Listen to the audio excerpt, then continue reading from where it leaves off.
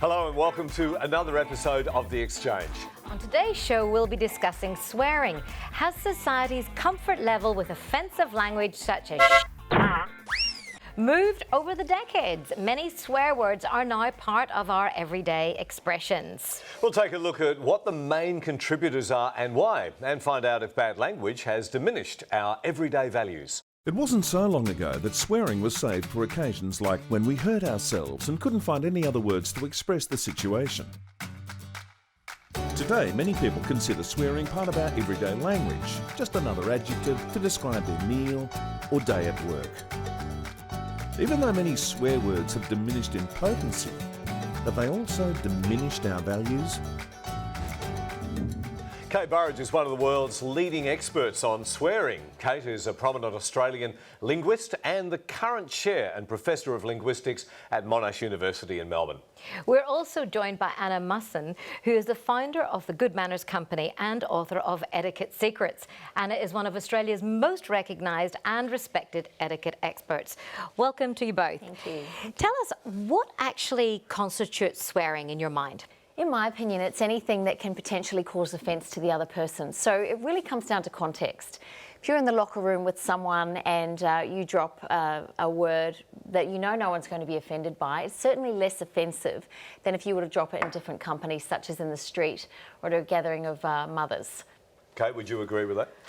Yes, I think it's useful to look at why we swear, the sort of functions of swearing, because there is the hitting your thumb with a hammer, or in my case, when the blender top comes off. Right. That's one of those cathartic moments. effect. Yes, that's right. When the swear words kind of bubble up, that's the emotional release. But then there's the abusive aspect of swearing, which is the sort of less heroic side. You know, Which is what, when you... insulting, when you add swear words to sort of spice up the insult.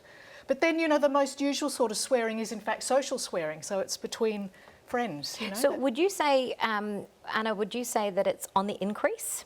It's definitely on the increase, and I think what we have deemed as acceptable swearing is also on the increase. And, you know, there's not really a way to gauge who's horrified by that or not, because I think many people think, well, they can get away with it. But it doesn't mean to say that we're still finding it acceptable. I certainly know if I hear someone swearing when it's not expected, I find that quite offensive, and I don't know if people realise how offensive it really can be. Yeah. Why do you think it's becoming more acceptable, Kate? I think a few things involved. One is we're more laid back, aren't we? So non-standard, unedited English, you know, warts and all, is much more in the public arena. The fact we're even talking about swearing now is a good example.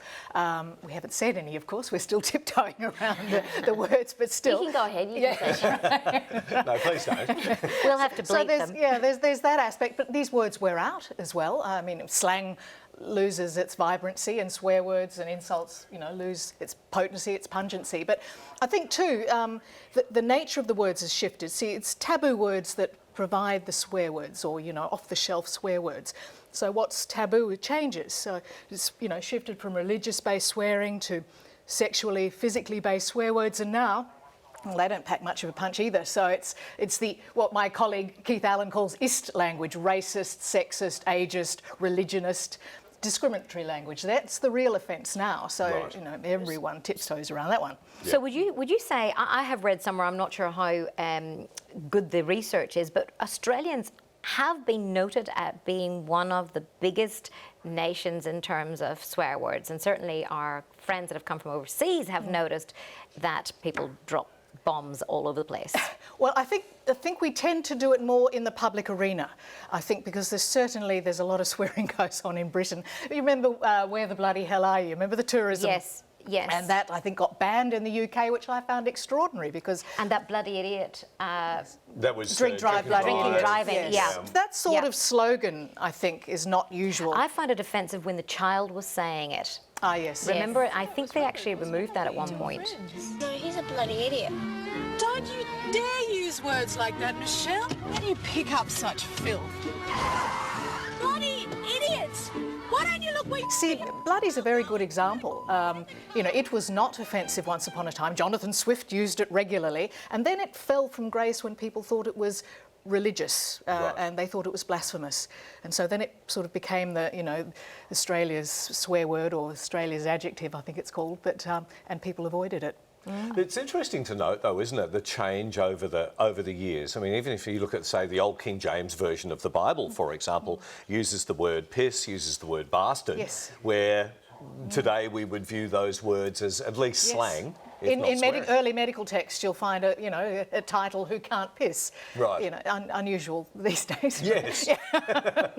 And what's the answer to that question? The answer to that question is that you are being fined. We are actually we're taking fines this week to give to poor people on inappropriate, sexist, racist, religiousist, any of those comments. Earlier when I said a group of mothers, I went, oh, that might go in the jar. Okay, yeah. But I think one of the really important things we've got to remember is it's got to be in context.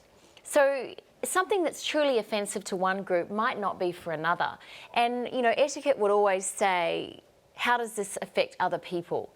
And so for that reason, there are some etiquette rules about when you do and don't swear. And we're a lot easier on gents than we are on women for swearing. And, yes, true. And the history of that is that women were, if we look back to Old England, we were often prepared for being a lady. So our vital skills were to be able to crochet and do wonderful embroidery and all of those things. And so we didn't swear, whereas a gentleman was allowed to be a little more of a rogue. And so although the reasons for those have changed, the custom has stayed with us that we are more offended if a woman swears than a man. We're more likely to let it go if he said something or he's a rogue, whereas we're more judgmental if a woman does. And for that reason, we need to be mindful of not swearing in front of women in public, women not swearing in public, and men being mindful of whose company they are in when they choose to do so. And that is why swearing in the media is still on the border of what you can get away with. And it's interesting, isn't it? Because society provides us with an out in the form of these kind of remodeled swear words like sugar, shoot, shucks, you know, fiddle faddle. Yeah. These sorts of, yes, exactly. Yes, I mean, what are they but just simply disguises for, you know, the same.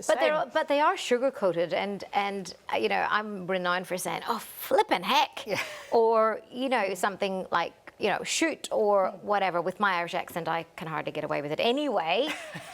But, you know, it somehow or other is a little bit more gentle. It is more gentle. It's some amazing. of the words are strong. The difference and in a vowel harsh. sound, you know. Yeah. Yes. We need those words, Christy, so don't let those go. And I thought it was interesting when you showed the picture of the hammer. A study came out earlier this year that showed people who use a ferocious expletive when they have experienced pain will actually have an easing of the pain because they've sworn, and they put people's hands in ice, and those who swore were able to keep their hand in ice longer than those who used the softened version. But the effect diminished for habitual swearers. So. Right. Is that right? Well, You get hardened over the process of time. the other night I was making a batch for biscuits, and the top didn't go on the mixer properly, and the whole thing ended on the kitchen ceiling. And I just stopped for one moment, and then I just burst out laughing, because I actually thought, what is the point in doing anything else? Nobody else is going to clean it. I have to clean it. True. And might as well just get on with it. Absolutely. So there Was that no a sexist comment? well-placed- If that was a sexist comment, that's going in the jar. Not at all. It was not a sexist. I wasn't even at home at the time, so not guilty, Your Honour. Yeah. Just getting back to what you were saying before, Kate, in regard to, say, religious swearing or whatever the case might be, why do you think it is that people use the name of Jesus, for example, as a swear word? What's behind that? Well, they were the big taboos. I mean, originally, you know, swear to make an oath. You know, I swear by Almighty God. I mean, that was the, you know, earliest sense of swear. And then there was profane or blasphemous swearing, and then it simply widened to include the kind of pool of dirty words, if I put it that way. Whatever is taboo in a society will give you that emotional release, you know, violating a taboo. And what we allow to be used, as opposed to, you don't hear the names of other, you know, you don't hear people go, you know, religion. Krishna or Ganesh or whatever. I'm scared to say any of the other ones in case, you know, you get threatened, because that's the problem. We actually rarely say, actually, that offends me. I don't like you speaking like that. Yes. I think we look for the shock factor too a lot of the time. We want to say something that's going to get the biggest response, and I think using a name that is precious either now or formerly is a good way to shock. And I think as Australians we love to, in our laid back way, we love to shock wherever we can, and I think that was probably one of the reasons swear words are effective. What do you think is at the root of people's discomfort when you hear a swear word? It's probably a lot to do with the context, like you say. I mean, if it's in the locker room, I think it's perfectly fine. Or if it's a bit of verbal cuddling, you know, between good mates, which is what a lot lot of Australian swearing is. And in fact, the studies, there haven't been that many good studies on swearing done, but there was a very famous one done in the 1960s on swearing patterns amongst zoologists in the Arctic. In Really? Continuous daylight. So pretty tense situation. And most of the swearing then was that kind of social, verbal cuddling kind of swearing. And when things got really, really tense, this is a bit goes to what you were saying before, the swearing diminished. So that when, you know, this idea that swearers lead less stressful lives, there is a positive benefit, you know, or a benefit to letting off steam. No, that's fascinating. If you'd like to know more about our show, head over to the website. We'll be back with Street Talk and more right after this.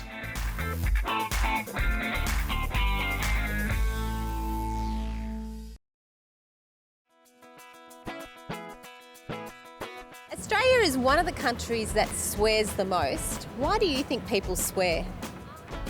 Because we're lazy. Oh, I guess we're sort of fairly casual lot. I don't know, it just explains so many emotions in a single word. Unfortunately, I have no idea why that is the case.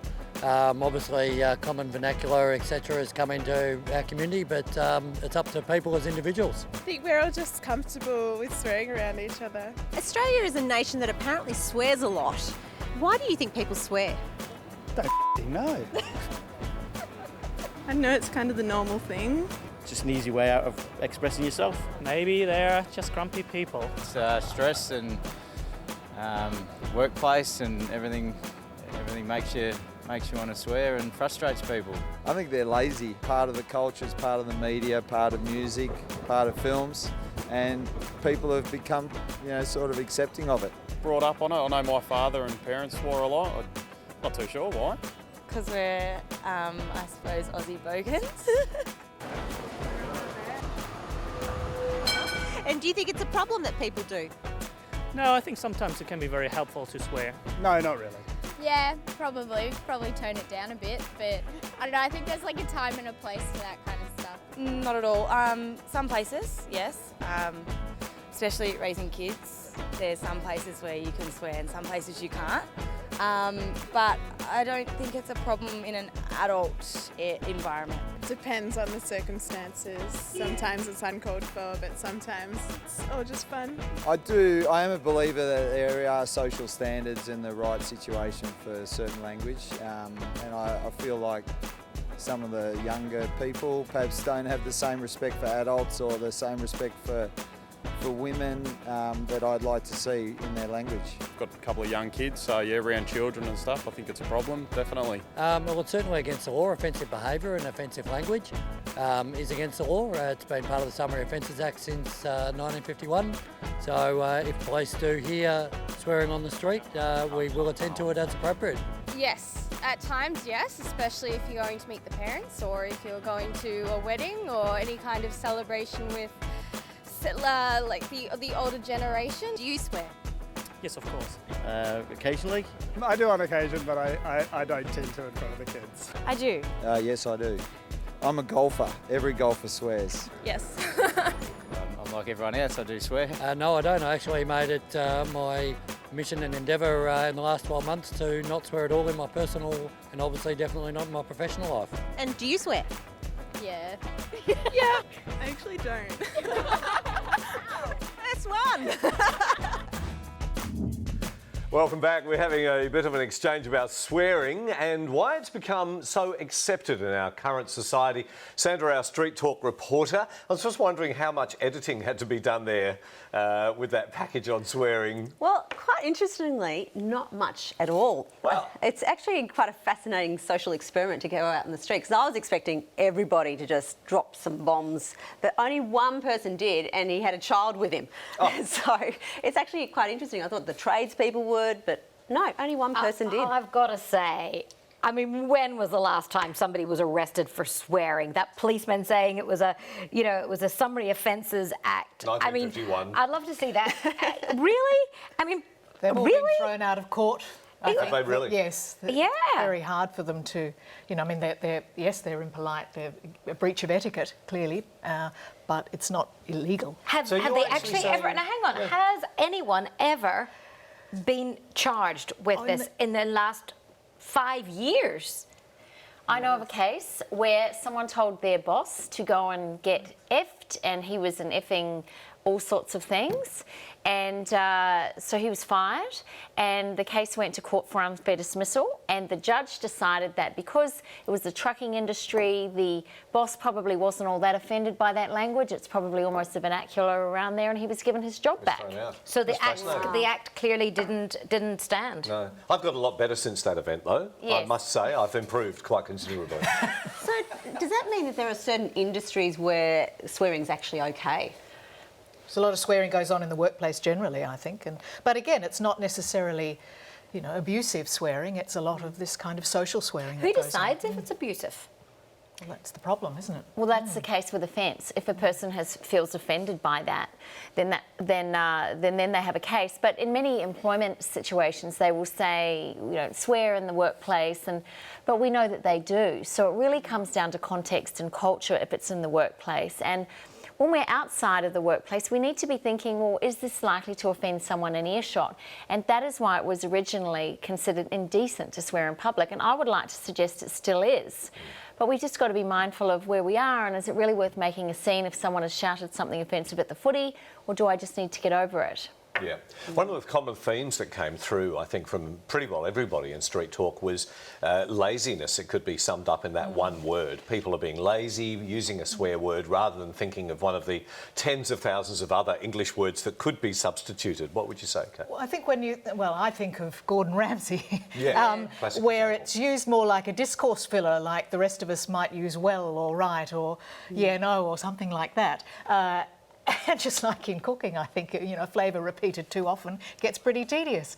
And it's overdone. So it loses its shock value after a while yes, as well. Yes. But I also thought it was interesting that quite a few people on the street said, oh, look, I won't swear in front of the kids. But if that's the case, when they become adults, then it's fine to swear.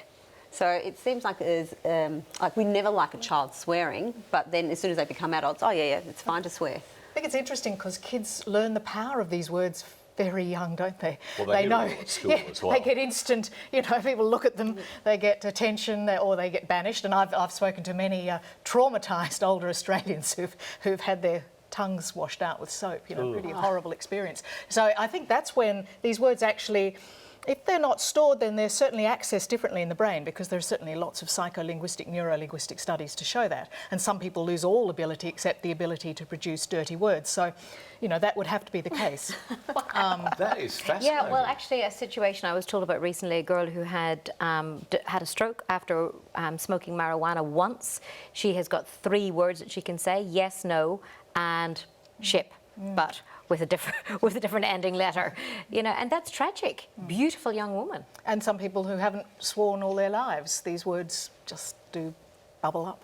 I like the other thing there about unlearning. The policeman said he'd trained himself. I did the same quite a number of years ago in my early 20s, where I literally trained myself. That was many years ago. I know, yeah, just 5 or 6. Lovely. I've just had a really tough life. I trained myself to use alternative words, so that and I was brought up in a family that used expletives and all of that kind of thing, and literally trained myself not to use swear words. Did you use the remodelled ones then? No, I don't tend to use remodelled ones. I've just trained myself out of that, not to use those words. Look, habit plays a big part in this, and the more it becomes our habit, the less affected people are around us. But I think it's really important to have these discussions with our children about why this is offensive, and not just, you can't say that word, but, it can upset others. Yeah. And I know when we say them with some emphasis in traffic, for example, our children go, oh, I know that's a good one, and my son has a list of words he says he loves to talk about that he's not allowed to say, and then it comes out that one of us must have said it in traffic or somewhere. Oh, that's embarrassing. I told one of my kids one day to shut up, and I felt so bad about it. Afterwards, I went back and I said, I'm really, really sorry. I should never have done that. And again, what are you on about? It's not even a bad word. And I said, but it's not nice, it's not polite, and it's certainly not kind. Sandra, thanks for popping in. Thank you. To see more of Sandra and Street Talk, head over to theexchangetv.com.au. Back with more right after this.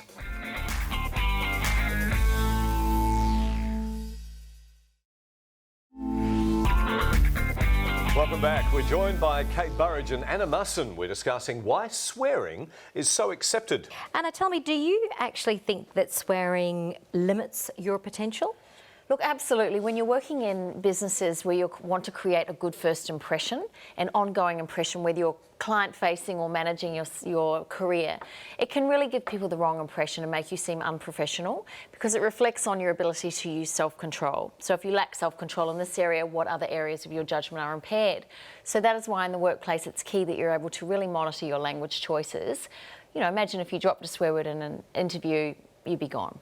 That's very true. Kate, do you think that we'll ever grow out of swearing, or do we just continue to censor appropriately? What do you think? Well, it's interesting. If you look at the history of swearing, periods of censorship and repression, whether it's sort of full-blown censorship or just sort of social niceties, seems to coincide with a real flourishing of dirty words. So it's almost as if the censorship encourages, you know, provides a more fertile breeding ground, if you like, for these words to grow. Certainly that was the case in the Renaissance period. That was when there was the first laws against censorship on the stage, and it's Victorian era and even the 1990s with political correctness. Is it possible, though, that in our desire to get back to some of the simpler things in life that seems to be a trend, we also might desire this to get back to understanding etiquette and actually being civil, which requires nice language? If I can give you an example of that, we're seeing our generations coming up now and their vernacular is tending more towards text script, so they're not even speaking in full sentences. And so what we're seeing in the workplace is as these people rise up through management, we're seeing a swing back to the basics. Can we get away from emails, get back to speaking to one-on-one, and can we get back to treating other people well? Because a lot of businesses now are saying, I don't like where we're going. We're going to have to do something to come back to good etiquette. So the fact that I even have a job is a great marker.